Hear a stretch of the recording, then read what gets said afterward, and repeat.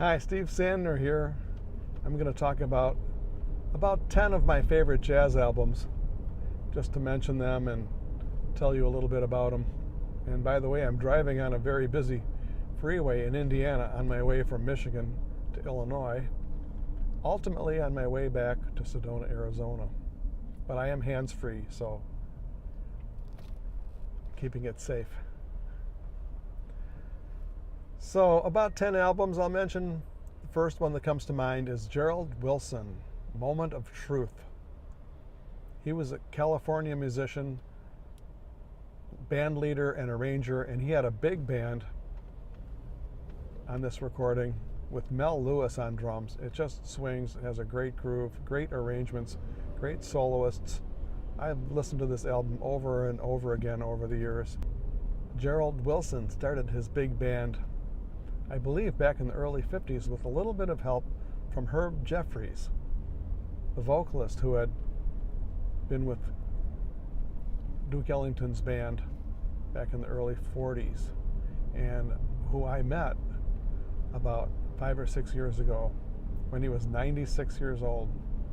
And he told me stories about his hanging out with the jazz greats in the 30s and 40s. Album number 2, I'll mention Kind of Blue, Miles Davis. It's kind of a cliche. Everybody mentions this album as one of their favorites, and there is a reason for it. It is a fantastic album. I used to listen to it as I fell asleep night after night in high school and tried to copy some of the solos by ear. And also the drummer was Jimmy Cobb, who I met when I played a jazz cruise years ago. Got the chance to meet him and chat with him a little bit.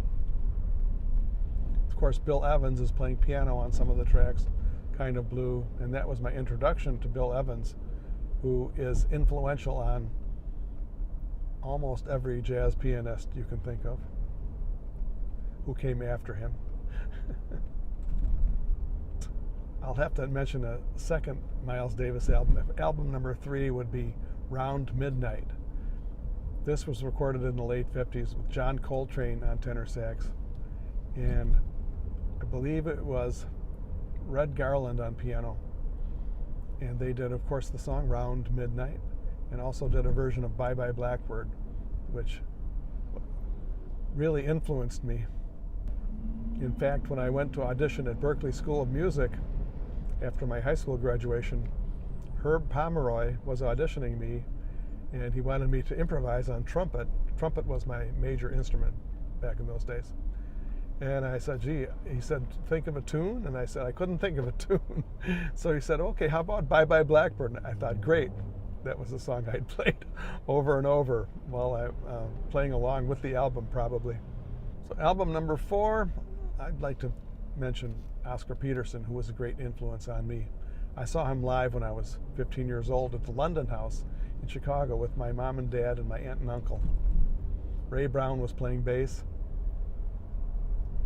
and Ed Thinkpan wasn't playing drums with him then, but the album I want to mention would be Night Train, where Ed Thinkpan is playing drums, Ray Brown is playing bass, and they have a swinging version, of course, of Night Train and a lot of other great stuff.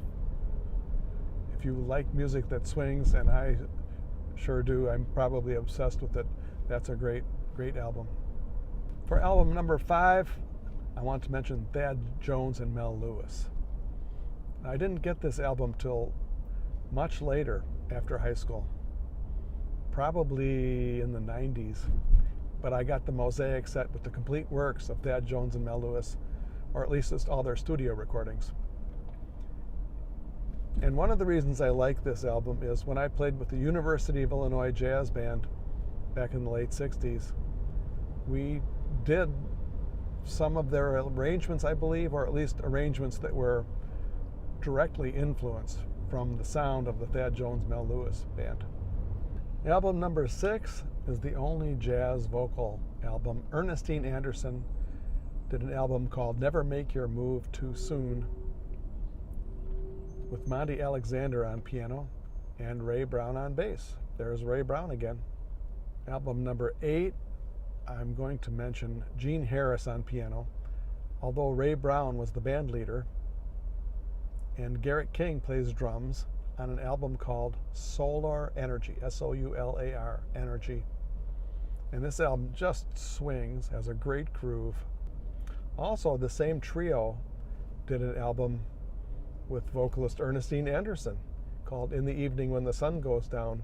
And I could mention that album too. So if I want to get in album number 8 already, okay, I'm going to be more than 10 albums. Album number 9, got to mention Duke Ellington. His classic album that is just classic, great, is the Blanton Webster Band from the early 40s, I believe 1941, 1942. Jimmy Blanton was an extraordinary bass player who died when he was in his early 20s, tragically. And then Ben Webster was the tenor sax player who was a lyric jazz player who is the tippity top of all jazz tenor players. Just pleasure to listen to. Did I say tippity top? If I wanted to mention another Duke Ellington album, I would mention the 1956 live album at Newport, where Paul Gonsalves takes a 27-chorus solo that really turned the audience on and is a classic jazz story. And the solo is great. It just keeps building and building, and that's a fantastic recording. And I have to mention Count Basie. Count Basie did some great recordings in the early 60s with his band when it was at the top of its game, and that's some great stuff. Freddie Green's on guitar. The band just swings. They define swing. They are the essence of swing. It's fantastic to listen to. Jazz DJs have told me, you know, when I need to get something going with my listening audience, I'll put on some Count Basie. But the album I'm going to mention is called Count Basie and Friends. I think it's a smaller group, and he has a song on there called Easy Does It, which is just one of the sweetest, swingingest little ditties that you'd ever want to hear, with Count Basie playing the piano in his inimitable way, very just simply swinging.